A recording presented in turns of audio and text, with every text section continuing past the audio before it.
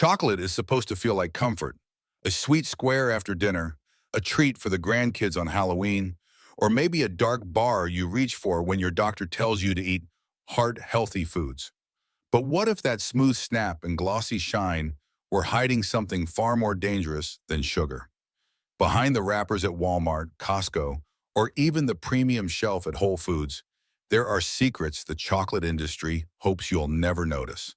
From chemical additives that stretch cocoa into something closer to plastic, to heavy metals that quietly build up in your kidneys, not every bar on that shelf deserves a place in your cart. And for seniors living on a fixed income, paying more doesn't always mean buying better. Sometimes you're just paying for the packaging. Today, we're breaking open the truth. You'll hear 6 dirty secrets that make chocolate risky for your health and your wallet, plus 2 safe picks that are actually worth your money. By the end, you'll know exactly which brands to avoid and which ones you can enjoy without fear. PGPR and Soy Lecithin, the silky trick hiding in plain sight. Picture the checkout lane at Walmart on a Thursday evening. A grandmother reaches for a Hershey's milk chocolate bar, $1.25. Easy win for the grandkids this weekend. The wrapper promises creamy and classic. But flip that label and the shine fades fast. PGPR, polyglycerol, polyricinoleate, and soy lecithin. You'll see the same pattern on other mainstream favorites like KitKat, Hershey's, US, and plenty of big brand milk and dark bars. These are not cocoa's best friends. They're emulsifiers. Lab-made shortcuts that let manufacturers cut back on real cocoa butter, keep the chocolate flowing smoothly through factory pipes, and deliver that Instagram-ready snap without paying for the natural fat that should create it. Here's what that means on your tongue and in your body. When cocoa butter is dialed down and replaced with emulsifier magic, the bar can feel waxy instead of lush, melting into a thin film that coats the palate rather than blooming like true chocolate. Many folks shrug at the texture trade-off, but seniors juggling blood pressure pills, statins, or kidney-friendly diets have more to balance. Soy lecithin is derived from soy, fine for most people, but a potential problem if you've got soy allergies or sensitivities. And while PGPR is allowed in food, it's there to stretch the cocoa phase, not to make the chocolate genuinely richer. If you're paying for cocoa, why buy a bar designed to use less of it? The marketing spin is slick, pure, classic, crafted. But classic chocolate doesn't need a chemistry set to stay together. A truly short ingredient list, think cocoa mass or cocoa liquor, sugar, and vanilla, is how you spot the good stuff in 5 seconds. If PGPR or soy lecithin land high in the list, you're buying a texture hack. If natural flavors appears without clarity, that's another nudge that aroma may be built more in a flavor lab than on a farm. What about the wallet? People assume cleaner bars cost a fortune, but the math surprises. Checkout aisle standards typically run about $1.20 to $1.80 per ounce once you strip away multi-pack promos. Meanwhile, a sale on a bean-to-bar or a store-brand 70% bar with just 2-3 ingredients at Trader Joe's, Aldi, or online bundles can land around $1.30, $1.60 per ounce. In other words, you can pay the same or less for more cocoa and fewer shortcuts, especially if you buy during weekly promos or pick up multi-bar packs. One quick choice before we move on. If the shelf shows Hershey's milk chocolate stacked high at $1.25 or a short label 70% bar on promo beside it for roughly the same price per ounce, which one are you really paying for? Cocoa or the shortcut? Premium. That's mostly packaging theater Costco on a Saturday morning is a parade of shiny things, and the chocolate aisle is the shiniest of all. A retiree couple pauses at a tower of Lindt Excellence, 70% multi-packs, sleek sleeves, embossed gold scripts, the word crafted whispering luxury. A shelf over Godiva signature dark winks in metallic foil. Price tags look serious too. Push past $2 per ounce in some club packs in specialty stores. It feels safer, cleaner, richer, because the wrapper says so. But flip the bar and read the truth. Sugar's still high on the list, especially in milk and some darks. soy lecithin to keep the texture obedient, and vanilla flavoring that smooths out rough edges. Premium? Maybe in marketing. In ingredients, it's often not so different from mass market bars. Let's talk what premium often buys you and what it doesn't. The snap? You can engineer that with process and emulsifiers. The sheen? Tempering plus a clean mold will do that every time. The story on the sleeve, single origin, estate, reserve, can be meaningful when backed by transparent sourcing and testing, but too often it's just romance copy. If the label still reads like a semi-long paragraph, sugar, cocoa mass, cocoa butter, suahini lecithin, vanilla/natural flavor, you didn't dodge additives. You paid extra for their best clothes. Here's where the math bites.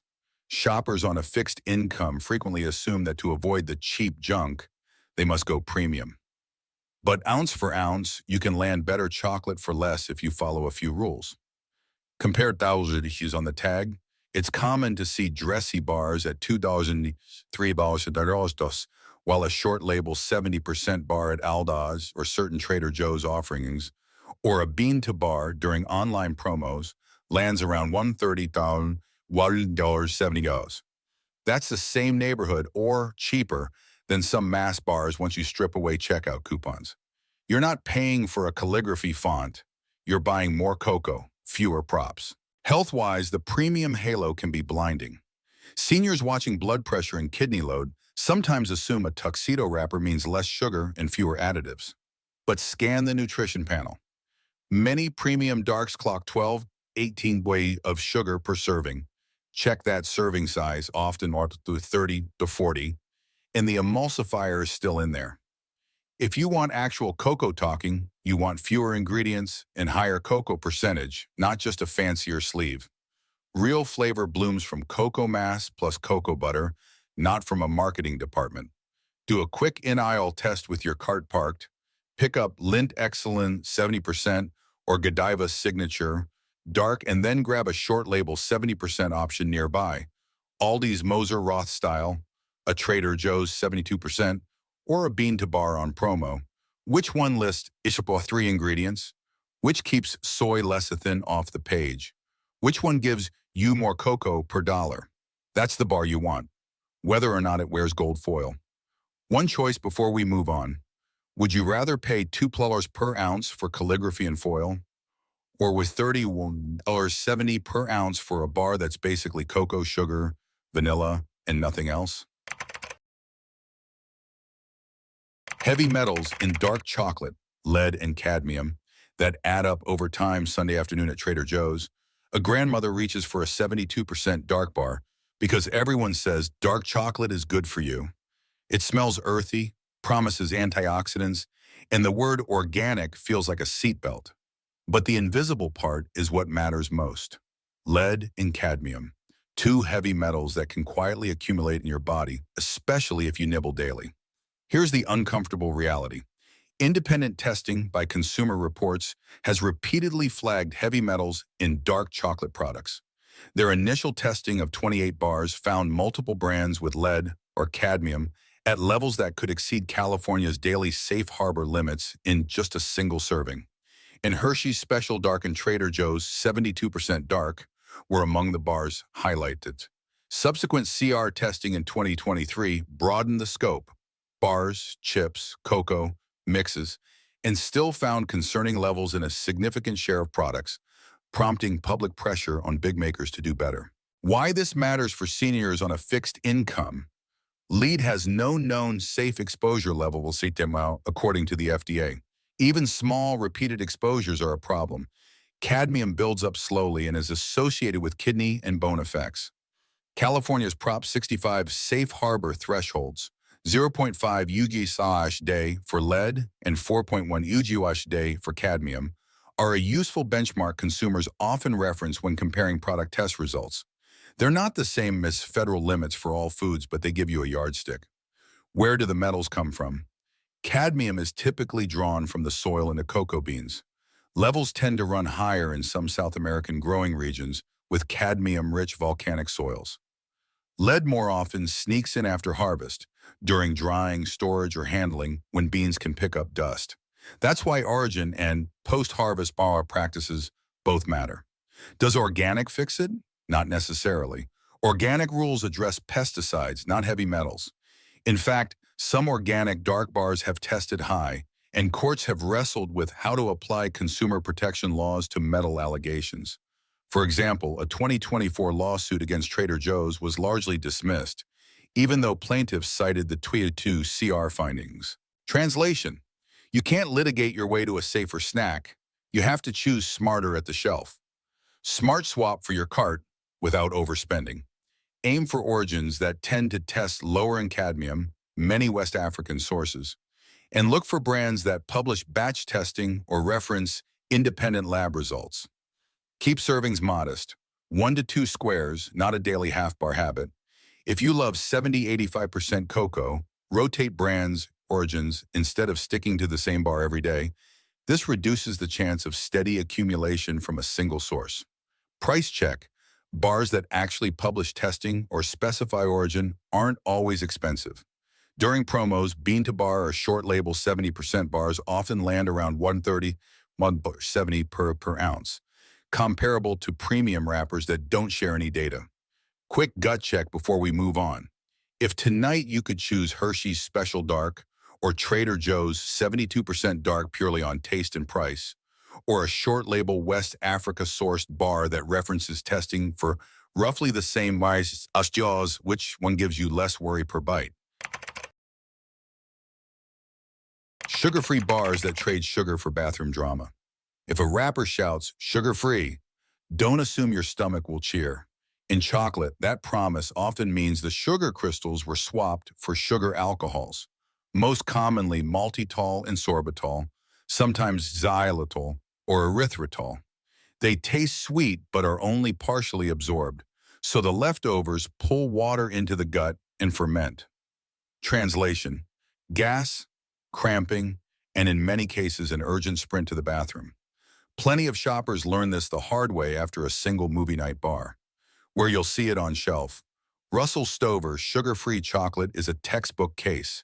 Formulas featuring maltitol are common across its sugar-free line. Other brands go a different route. Lily's leans on stevia with erythritol and chicory fiber. That swap is often easier for some people than maltitol, but not for everyone. Erythritol and inulin can still bloat sensitive guts. The label might look clean on sugars, yet the net effect for seniors managing blood pressure pills or diuretics can be rough. GI losses can dehydrate, mess with electrolytes, and leave you fatigued the next day. How to spot the landmines fast. Flip to ingredients and nutrition facts. If you see maltitol or sorbitol in the top lines, expect a strong laxation risk if you eat a normal candy bar portion. Some countries make brands print excess consumption may cause a laxative effect. In the US, you'll sometimes see a softer warning or none at all. Total sugars, UG, is not a free pass. Check sugar alcohol grams. High numbers demean your intestines will be doing math you won't enjoy. Stevia-sweetened products, like many Lily's bars, still deserve a trial-size serving first. Some folks tolerate them well, others don't. Now the wallet check. Sugar-free bars are not automatically cheaper than real chocolate. Russell Stover, sugar-free, often lands around $1.80–$2.50 OZ, depending on format. Lily's bars typically run $2.50–$3.55 Oz at supermarkets unless you catch a sale. A short label 70% bar, cocoa mass, sugar, vanilla, from a store brand or promo bean-to-bar commonly hits $1.30–$1.70 Oz during weekly deals. You might spend less and feel better by choosing real chocolate and eating less of it. Practical playbook for seniors on fixed incomes. Downsize, don't sugar-free. Choose a true 70% bar with 3 ingredients and break off 1 or 2 squares after meals. Slows glucose rise. If you must avoid cane sugar, test tolerance with a single square of a stevia erythritol bar, e.g., many Lily's SKUs. Stop if bloating hits. Hydrate and keep electrolyte intake consistent on days you try sugar-free options, especially if you're on diuretics. Quick choice before we move on. Tonight, would you rather eat half a serving of a real 107% bar for $1.30, $1.70 and enjoy the cocoa, or roll the dice on a sugar-free bar loaded with maltitol at $1.80, $2.50 and hope your road trip doesn't include an emergency exit? The high-gloss trap, shellac waxes, and photo-ready chocolate. The shiny, candy-coated wall at the checkout looks like a promise. Bright colors, mirror-like shells, perfect for the Halloween bowl. M&M's milk chocolate, peanut M&M's, Reese's Pieces, they all gleam like new paint. That gloss doesn't come from cocoa. It's the work of polishing agents added at the very end of production to make pieces look flawless, resist scuffing in transport, and pop on camera. Depending on the SKU and the maker, that outer coat may include waxes like carnauba, and in parts of the industry, confectioner's glaze, aka shellac, an insect-derived resin used on certain pan candies to produce a hard, glassy finish. The key isn't to memorize every SKU formula. It's to read the label for flags like confectioner's glaze, glazing agent, polishing agents, or carnauba wax. What does it mean for your mouth, in your meds? The coating doesn't add cocoa flavor. It's there to sell a look and protect the surface, sometimes leaving a faint waxy film on fingers and a slick feel on the tongue. For most people, that's just cosmetic. But for a subset with allergies or sensitivities, insect-derived glazes can be a trigger, and even plant waxes can contribute to that plastic-like mouthfeel older viewers often complain about. If you're already juggling blood pressure pills, diuretics, or kidney-friendly diets, piling on non-nutritive surface agents does your body zero favors while also crowding out the very thing you're paying for, cocoa. Let's talk dollars because the shine isn't free. Candy-coated pieces typically price out at $1.50, $2.20 per ounce in standard share bags, sometimes higher in minis and seasonal assortments. Meanwhile, a matte dark bar with a short ingredient list, think cocoa mass or liquor, sugar, vanilla, no glaze, often lands around $1.30 to $1.70 per ounce on promo at grocery chains or club stores. So you're not just buying a look, you're potentially paying more per ounce for less cocoa and an outer coat your taste buds didn't request. Mini story. The church fall festival is setting out treat bowls. A granddad opens a family-sized bag of candy-coated pieces, pours them into a tray, and rubs his thumb absent-mindedly. There's that faint, waxy slip he never notices with his favorite matte dark bar. Later at dinner, he breaks a square of a simple label 70% and realizes there's no slick coating, just a clean melt and aroma that actually smells like chocolate. 5-second shelf test. Flip the bar as a pack. If you spot confectioner's glaze, shellac, glazing agents, polishing agents, carnauba wax, ask yourself, do you want shine or cocoa? Prefer bars that look a little dull. The matte finish usually means no sprayed-on coat. Cross-check where to maas. If the glossy candy is pricier than a short-label bar, you're paying extra for appearance, not ingredients. One quick choice before we go to the next secret. Tonight's movie snack, a bowl of high-gloss candies at $1.80 or 2 squares of a matte 70% bar at $1.40 to $1.70 that melt clean and actually taste like cocoa. Which one respects both your health and your budget? The warehouse problem, damp storage, stale stock, and the aflatoxin risk. Chocolate doesn't teleport from tree to checkout. Cocoa beans are harvested, fermented, dried, bagged, shipped, warehoused, roasted, ground, conched, tempered.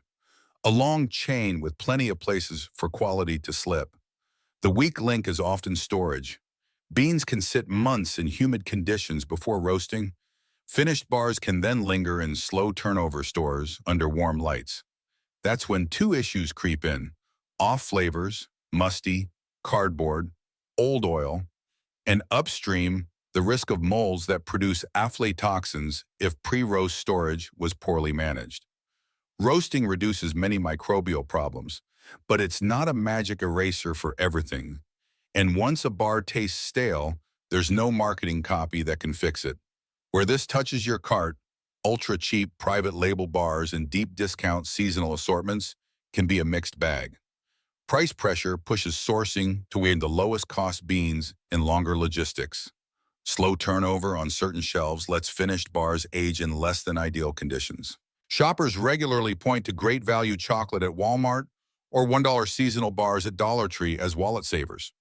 Sometimes they're fine, other times you open a wrapper and get that dull, slightly damp smell or a flat, waxy melt. That doesn't mean every bar from those labels is contaminated. It means you must inspect the specific unit you are buying. Check best by date, seal integrity, bloom, a gray or white film from fat sugar migration, and smell. If it seems tired or musty, return it. Your kidneys and wallet don't need mystery-aged chocolate. A mini story. A retiree loads up for a church bake sale, grabbing a stack of bargain bars. $0.91 and Oz looks unbeatable. At home, the first wrapper releases a stale pantry odor. The melt is chalky, the aftertaste oily. He heads back to the store, swaps for a short label 70% bar on promo. At $1.30, $1.70 by nose, it isn't cheap, but the aroma is cocoa, not closet. Health context for 50 plus. If upstream beans spent too long in damp warehouses, aflatoxin is the red flag you've read about in nuts and grains. You can't sniff a toxin, but you can lower odds at the shelf. Pick brands with transparent supply chains, fair direct trade, higher turnover retailers, and fresh lots. For finished bars, what your senses can detect, musty smell, dull snap, greasy or dusty bloom, is a solid proxy for don't buy this one. Dollar test. What are you really paying for? Ultra cheap private label. $0.81 $10. Good when fresh, a gamble when stock sits. Short label 70%, 2-3 in ingredients, from busy grocers / club stores or bean to bar promos. While 30, $1.70 euros. Often fresher and cleaner on melt. Premium wrappers with long ingredient lists. $2,300. Pricey without guaranteeing freshness. 5-second shelf test. Grab the bar, check date, seams and surface. Sniff discreetly after purchase for serving the grandkids. If anything's off, swap brands or stores. One last choice before the safe picks. Save 30 cents per ounce on a questionable, slow turnover bargain, or pay a little more for a fresh, short label 70% that actually smells like cocoa and melts clean. Which one will your body and your bake sale thank you for? Safe pick number 1, Theo Organic Dark 70%. When you want real cocoa without the chemistry set, Theo Organic Dark 70% is an easy win. The label is the tell. Typically just cocoa beans or cocoa mass, cane sugar, cocoa butter, vanilla, no PGPR, no shellac, no vague natural flavors. The melt is slow and clean. The aroma actually smells like cocoa instead of perfume. And 1 or 2 squares after dinner feels like a treat, not a sugar bomb. Seniors watching blood pressure or kidneys will appreciate the short ingredient list and the fact you can dose small and be satisfied. The price surprise, you don't need a luxury budget. A standard bar often drops to around $1.10 to $1.40 per ounce during multi-bar promos or grocery sales. The same ballpark as many premium look wrappers that still use emulsifiers. Buy a couple when they're discounted, keep them in a cool cupboard, and you've got a dependable treat stash that won't play label roulette each week. Mini story. On a Sunday Costco or Whole Foods run, a grandmother swaps a glossy reserve bar for Theo 70% after a 5-second label check. That night, she breaks off 1 square, lets it bloom on her tongue, and realizes the difference. Cocoa speaking first, marketing second, and the receipt total didn't jump. Quick check. Well, 3-4 simple ingredients, 70% cacao or higher, and no PGPR shellac. That's the keeper. Safe pick number 2, Valrhona 70%, ESG, Guanaja. If you want a bar that tastes like actual cocoa estates instead of a flavor lab, Valrhona 70%, notably Guanaja, is a smart upgrade. The label is refreshingly direct, typically cocoa beans or cocoa mass, sugar, cocoa butter, sometimes vanilla, and in some lots a touch of sunflower lecithin, but no PGPR and no gimmicky shellac sprays on bars. The melt is slow and silken. The aroma blooms from espresso, bitter to dried fruit roundness. In a single square often scratches the itch, handy for seniors pacing sugar and calories. About the price, bought as single bars at boutiques, Valrhona can run 3-4 $4. But watch for grocery promos, multi-bar sleeves, or baking fevs in bulk. The per-ounce price can drop into the $2, $3 range, suddenly competitive with premium look brands that still rely on emulsifiers or flavor tricks. If you bake for the holidays, the fevs do double duty. They're incredible in cookies and still snackable as squares. Quick check. Look for 70% cacao or higher short ingredient list, no PGPR, and origin transparency on the sleeve or site. If the bar looks matte instead of showroom glossy, that's a good sign. You're paying for cocoa, not a coat of shine. Here's the truth the rappers won't tell you. The 6 dirty secrets are the moves that make chocolate look prettier, cheaper to produce, or healthier on paper. And paper, while shifting the cost to your body and your wallet. Number 1, PGPR and soy lecithin stretch cocoa and dull real melt. 2, premium packaging that sells romance, not ingredients. 3, heavy metals in some dark bars that add up over time. 4, sugar-free formulas trading sugar for bathroom drama. 5, high-gloss coatings that deliver shine, not flavor. 6, warehouse issues that can mean stale bars and upstream mold risks. You don't need fear, you need a plan. Use the 5-second label test. Choose 3-4 simple ingredients. Use 70% cacao, no PGPR, skip vague natural flavors, and prefer matte bars. Watch Round Oz and buy on promo. And when you want picks that respect your health and budget, reach for the safe duo, Theo Organic 70% and Valrhona 70%. Short labels, dependable melt, and real cocoa character that satisfies in 1 or 2 squares. Your turn. Which premium bar disappointed you most? In which short label bar surprised you? Drop your picks below so other shoppers on fixed incomes can win the aisle too. And if this saved you money and a headache, subscribe. We've got more no-nonsense food safety breakdowns coming.